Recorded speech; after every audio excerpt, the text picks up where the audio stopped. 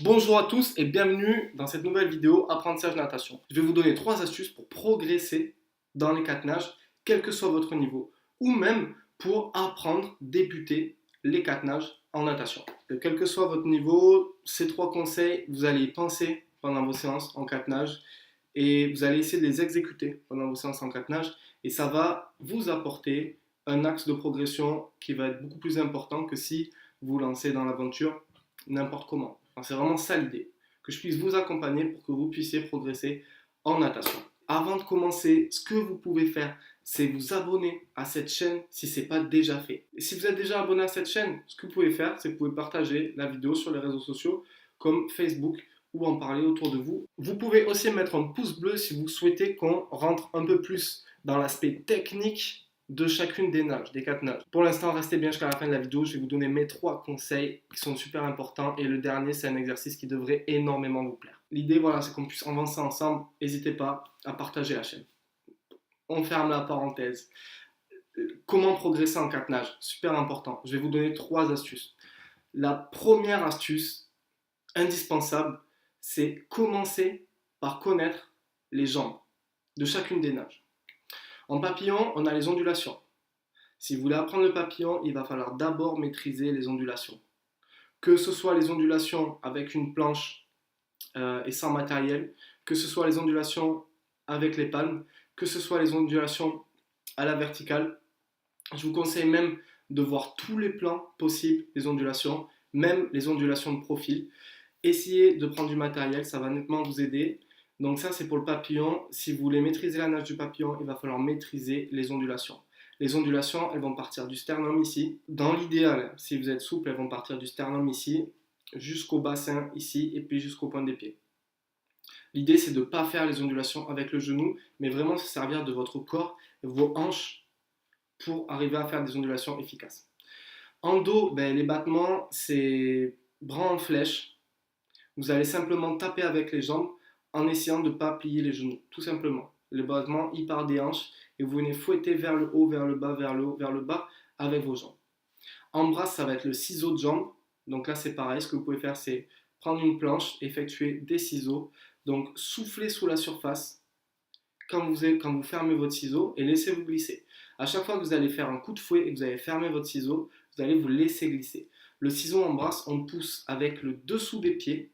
L'écart des genoux reste très faible. On ne va pas écarter les genoux énormément pour effectuer un ciseau en brasse. On garde un écart de genoux très faible. Vos mollets, vos pieds qui vont venir fouetter la surface de l'eau pour effectuer un ciseau efficace et pour pouvoir avancer et prendre une période de glisse. Et le crawl, bien sûr, c'est les battements. Crawl, dos, papillon, pouvez vous aider des palmes pour améliorer votre battement. Ce sera super utile. Les ciseaux, ce que vous pouvez faire pour garder un écart de genou réduit, c'est mettre un pull boy entre vos jambes et vous entraîner à faire un ciseau en poussant bien avec le dessous des pieds, en gardant bien les pieds en position flex. Donc pull boy entre les jambes, je fais des petits ciseaux et j'essaie d'avancer comme ça. Toujours en temps d'arrêt après votre ciseau pour marquer une période de glisse. Deuxième conseil, à votre avis, c'est quoi? Maîtriser les bras seuls. C'est-à-dire dans chacune des nages, ce que vous pouvez vous entraîner à faire, tout simplement, c'est prendre un pull boy, le mettre entre les jambes et effectuer seulement le mouvement des bras sur quelques longueurs. Vous me direz, ouais, mais le pull boy, papillon pull boy, brasse pull boy, nanani, c'est pas évident. Alors en fait, si, c'est beaucoup plus évident que si vous étiez en nage complète. Je vous explique pourquoi. Avec le pull boy, ce que vous allez faire, c'est que vous allez essayer, je dis bien essayer, de nager le plus lentement possible, surtout au niveau de vos bras, avec un maximum d'amplitude. Par exemple en pape, décomposez les étapes. Tirez avec vos bras le plus loin possible, donc sous la surface et jusqu'à vos hanches. Deuxième étape, vous dégagez les épaules en arrière. Troisième étape, vous passez les bras tendus sur le côté. Et quatrième étape, vous allez revenir le plus loin possible devant. En dos, c'est pareil. Pensez bien à sortir votre main par le pouce, comme ça vous allez avoir un bon dégagement et vous allez dégager avec la bonne partie de la main, c'est-à-dire la paume de la main. Je dégage jusqu'à la cuisse, du coup je vais sortir par le pouce, comme ça, tac. Et ensuite je vais venir rentrer par le petit doigt, comme ça. Tout simplement. Je dégage par le pouce, je rentre par le petit doigt. En brasse, vous ne devez pas apporter les bras plus loin que les épaules. Okay, les bras, la traction de bras, elle se termine ici. Et ensuite, je viens jeter, balancer les bras vers l'avant. Et en crawl, le mouvement, on a fait énormément de vidéos là-dessus. Je vais effectuer une traction de bras solide. Je dégage le plus loin possible vers l'arrière. Et je vais venir dégager, sortir l'épaule de l'eau et avoir un trajet du bras totalement relâché pour revenir toucher devant. Donc voilà, ça c'était la deuxième astuce pour progresser en catenage. La troisième astuce, en fait c'est pas vraiment une astuce, c'est plutôt un exercice. Vous allez faire sur des 50 mètres la coulée, la reprise de nage plus les 3 premiers coups de bras dans une nage. Tout le reste du 50, vous allez le faire en crawl.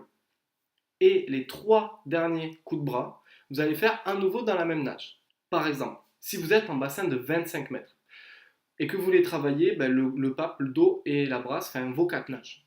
Le premier 50, vous allez faire la coulée en ondulation de papillon, vos 3 premiers coups de bras en papillon et en amplitude max.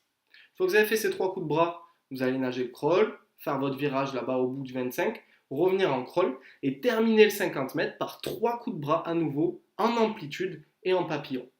Et après, vous refaites la même chose en dos, coulée de dos, 3 mouvements ou 4 mouvements très larges en amplitude en dégageant bien les épaules en dos. Vous terminez votre 25 en crawl cette fois-ci, vous faites votre virage en crawl, vous revenez en crawl et vous faites vos 3-4 derniers coups de bras à nouveau en dos. Et pareil pour la brasse. Coulée de brasse, 3 coups de bras en brasse, crawl, crawl et vos 3 derniers coups de bras en brasse. Pourquoi faire ça? Parce que pendant 3 coups de bras, vous allez être concentré sur votre nage, votre sortie d'eau, votre amplitude, votre efficacité. Après, vous changez de nage, vous ne prenez plus la tête, vous vous remettez en crawl.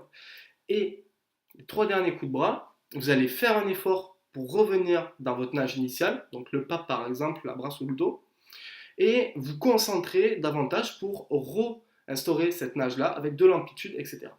Voilà, c'est un exercice que je fais régulièrement à mes élèves. C'est un exercice qui est hyper efficace.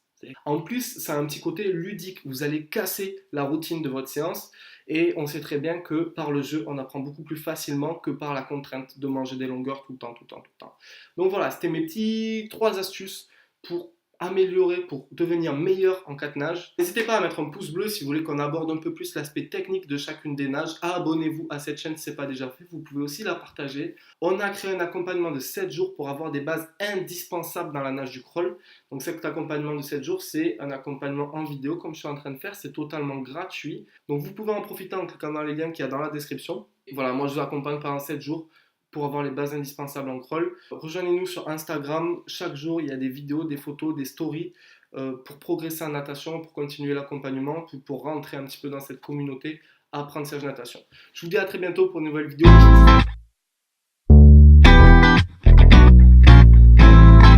Zero done got one.